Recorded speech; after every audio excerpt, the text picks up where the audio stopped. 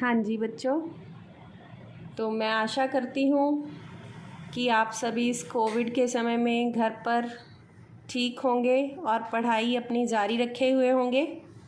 कल हमने प्रथम 5 दोहे तुलसीदास जी की दोहावली के कर लिए थे व्याख्या उनकी अच्छे से।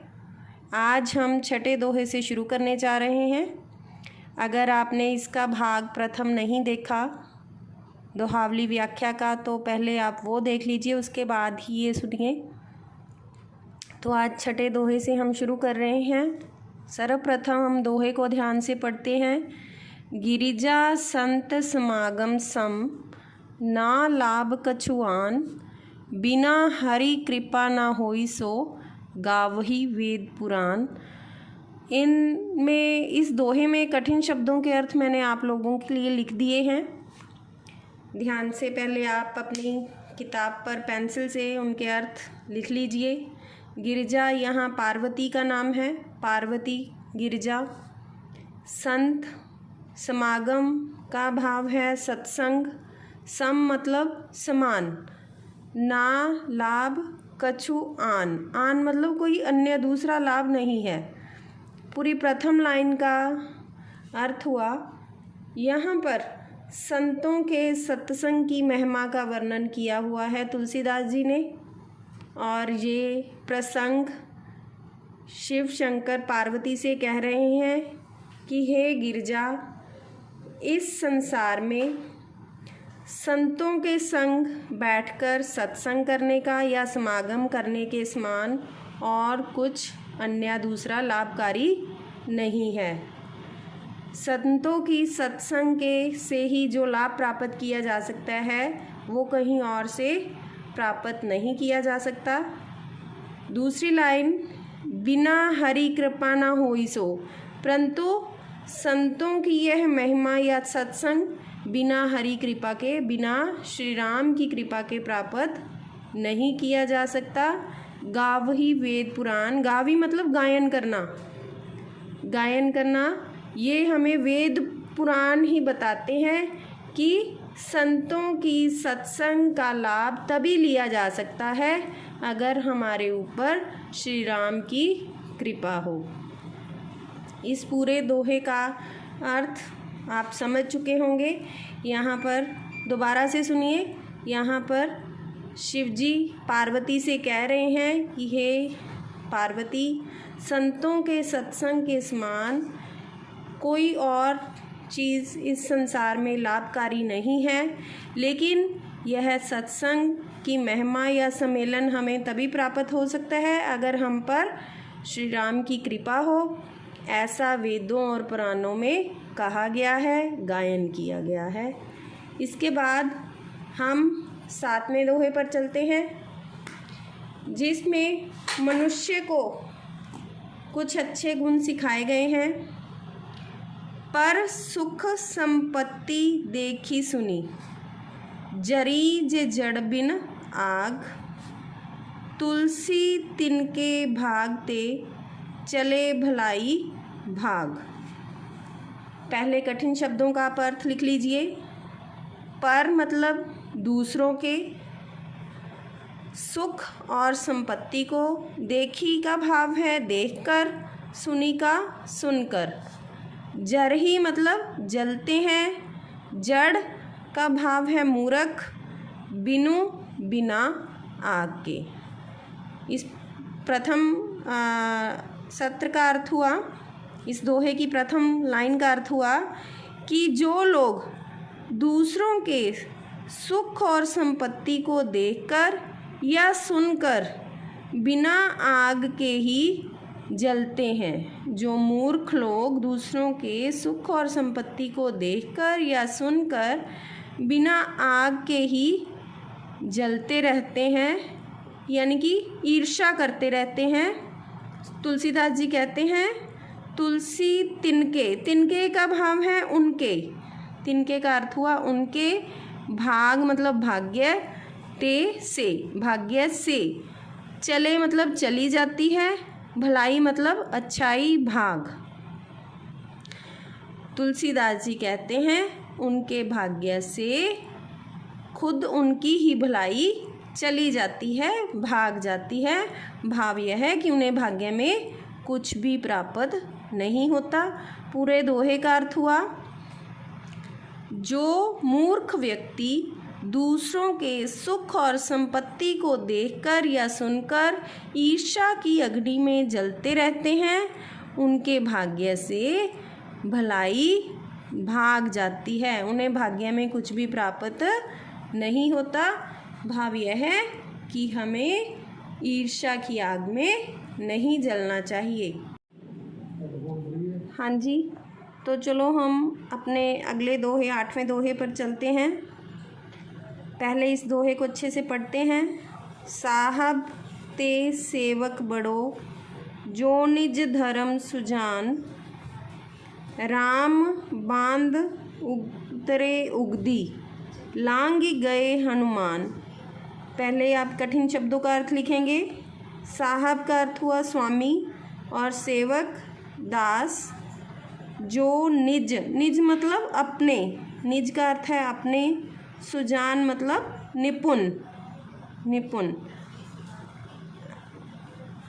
प्रथम लाइन का अर्थ हुआ कि स्वामी से सेवक बड़ा है। यहाँ पर हनुमान जी की महिमा का गायन किया गया है कि श्री राम से हनुमान जी ने अपना काम जल्दी और अच्छा किया। साहब ते सेवक बड़ो, कि स्वामी से अधिक दास बड़ा होता है, जो अपने धर्म का पालन निपुणता से करता है, जो अपने धर्म को पूरी निपुणता से, पूरे बखूबी अच्छे ढंग से निभाता है। इसको आगे कहते हैं तुलसीदास जी कि श्री राम को तो उगदी होता है बेटे समुंदर, समुंदर। राम जी को तो समुंदर पार करने के लिए बांध बनाना पड़ा था। श्री राम जब लंका में गए तो उन्हें बांध बनाकर समुद्र को पार करना पड़ा, लेकिन उनके दास हनुमान जी ने तो उड़कर ही समुद्र को लांघ दिया था। तो इस पूरे दोहे का अर्थ क्या हुआ? यहाँ पर सेवक की महिमा का वर्णन किया गया है कि अगर कोई सेवक अपने धर्म का पालन करता है, निपुणता से करता है, तो वह अपने स्वामी से ज़्यादा बड़ा हो जाता है। अगला दोहा बेटे, 9वां दोहा। सचिव वैद्य गुरु तीनों जो, प्रिय बोली भ्यू आस, राज धर्म तन तीनी का, होई बेगी नास। सचिव का अर्थ हुआ मंत्री बेटे, साथ साथ आप लिखते जाइए। सचिव मंत्री, वैद्य वैद्य, गुरु शिक्षक, तीनों ही, ये तीनों मंत्री वैद्य और शिक्षक, ये तीनों। प्रिय मतलब मीठा बोली बोलते हैं। भ्यू आस मतलब राज डर से या राज भय से मीठा बोलते हैं। अगर किसी भी राज्य में मंत्री, वैद्य और शिक्षक, ये तीनों ही राज्य डर से राजा की हाँ में हाँ मिलाते हैं, मीठा बोलते हैं, उनकी चापलूसी करते हैं, तो उस राज्य से क्या होता है? राज धर्म तन तीनी कर। राज मतलब राज्य का, धर्म का, तन का भाव हुआ शरीर, तीनी कर, होई बेगी नाश। बेगी नाश मतलब पूरी तरह ख़त्म हो जाते हैं। तो उस राज्य से राज्य, धर्म और लोगों का शरीर पूरी तरह से ख़त्म हो जाता है, पूरी तरह से इन तीनों का नाश हो जाता है, जो कि एक अच्छे राज्य की धुरी होते हैं। तो यहाँ पर तुलसीदास जी क्या कहना चाहते हैं कि मंत्री को, वैद्य को और शिक्षक को अपने धर्म का पालन करना चाहिए, ना कि किसी राजा के डर से उसकी ही वाणी में बोलना चाहिए। अगर कोई ऐसा करता है तो उस राज्य से राज्य, धर्म और शरीर तीनों का ही नाश हो जाता है। ये इस दोहे में उन्होंने रावण के दरबार के बारे में बताया है कि जैसे रावण के दरबार में मंत्री उनके वैद्य और उनके गुरु रावण की ही बोली बोलते थे, उसके भय से बोलते थे। इसी कारण उसके राज्य, धर्म और पूरी तरह उसके राज्य का नाश हो गया था। इसके बाद हम अपना 10वां दोहा शुरू करने जा रहे हैं।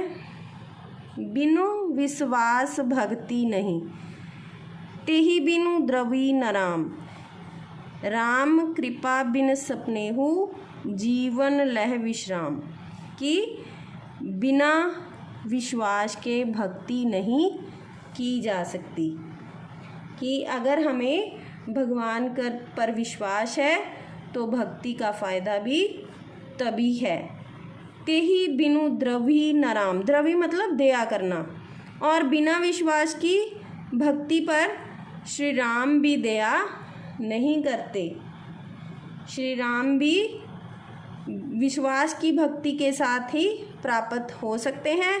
बिना विश्वास के अगर हम भक्ति करते हैं तो वो हम पर दया नहीं करते।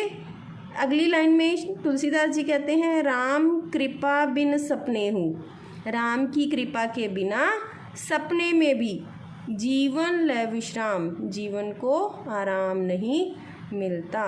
इसलिए जीवन को अच्छे ढंग से चलाने के लिए हमें राम की कृपा की आवश्यकता होती है, और उसके लिए हमें उनकी भक्ति करनी चाहिए, और वो भी पूरे विश्वास के साथ करने चाहिए। मैं आशा करती हूँ कि इस पूरी तुलसीदास दोहावली प्रथम दोहे से लेकर 10वें दोहे तक की व्याख्या आपको अच्छे से समझ आ गई होगी। अगर बेटे कुछ डाउट हो, कोई आपको नई चीज़ पता चली हो, तो आप मुझे मैसेज करके पूछ सकते हैं। और इस वीडियो को एक बार, 2 बार, जितनी बार आपको ठीक लगे इसको सुने, व्याख्या को समझें। इसके भाग 3 में आपको प्रसंग, व्याख्या लिखना और विशेष कैसे लिखना है वो मैं आपको लिखकर समझाऊंगी, और हम इसके अभ्यास के विषय बोध के प्रश्न उत्तर और कुछ अतिरिक्त प्रश्न उत्तर जो इसमें से बन सकते हैं या हमें एग्ज़ाम के पॉइंट ऑफ व्यू से आ सकते हैं, हम वो भी इसके अंतिम भाग पार्ट 3 में डिस्कस करेंगे। तो अब हम भाग 3 में मिलते हैं। आप तब तक इसकी व्याख्या अच्छे से समझें, सुने और कोशिश करें कि ये आपको समझ में आ जाए। ठीक है बेटे, धन्यवाद।